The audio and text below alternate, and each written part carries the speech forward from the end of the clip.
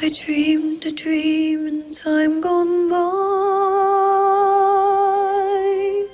when hope was high, life worth living. I dreamed that love would never die. I dreamed that God would be forgiving.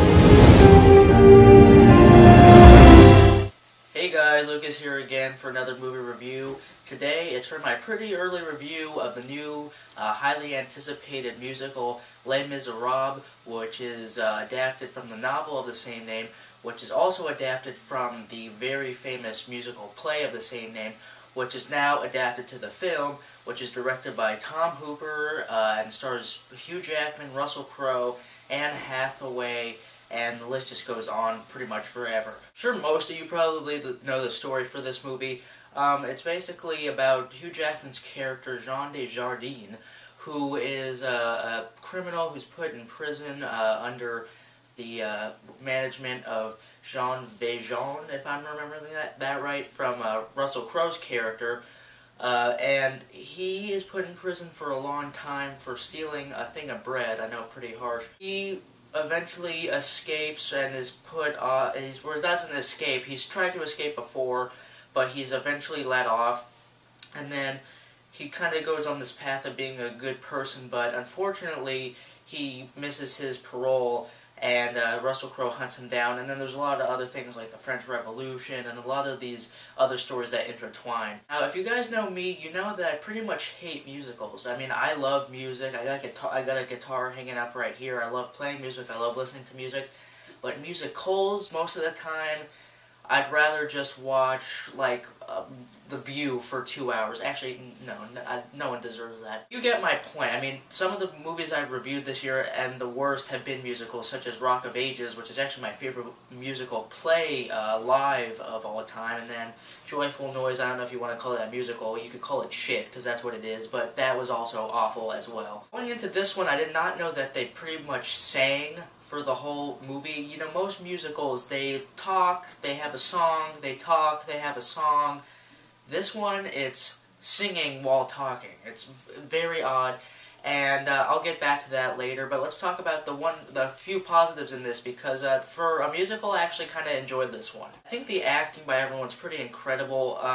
The standouts to me are Hugh Jackman. He really carries this movie, and I found his the story of this movie and the scope of this movie is epic, and these journeys that these characters go through are very epic, and I loved Hugh Jackman's character's story arc, and I loved, you know, his story is all about redemption. I just really liked where his character started and where his character ended, because there was a big difference, and that you were really invested with him the whole time. And then the other standout for me, who I know just recently got a Golden Globe nomination, is Anne Hathaway, who this year, Anne Hathaway's really blown me away. I was never really a big fan of her before, but her role as Selena Kyle in Dark Knight Rises, and then now in this movie as Fantine, she's made a believer out of me, and she does a rendition of I Dreamed a Dream, and it's pretty incredible, and for only being in the movie for maybe 10 minutes, she's definitely, probably, in my opinion, the best part. This movie is also directed by Tom Hooper, who did The King's Speech,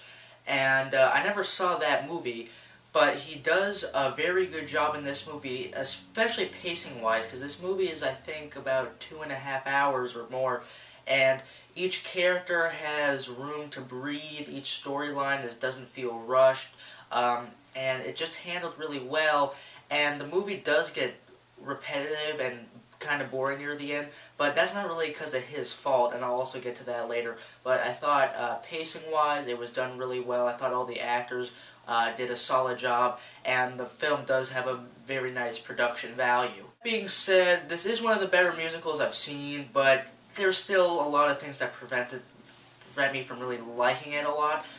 One is, like I was saying, the constant singing is wow. I did not know that going into the movie, that, you know, they were singing the whole time, and at first I was like, oh god, and then I got used to it, and then after the 2-hour mark, they just keep singing, and then it just it gets so repetitive, and it was advancing the story, but then at a certain point I felt like it stopped advancing the story, it just got repetitive, and then the last 30 to 40 minutes of this movie I thought were just repetitive and boring. But there's characters that are really unnecessary, such as this chick, you'll see her picture here, I don't know her name, but I call her the pudgy Vanessa Hudgens because that's really why I thought it was Vanessa Hudgens for the first couple of seconds she was on screen.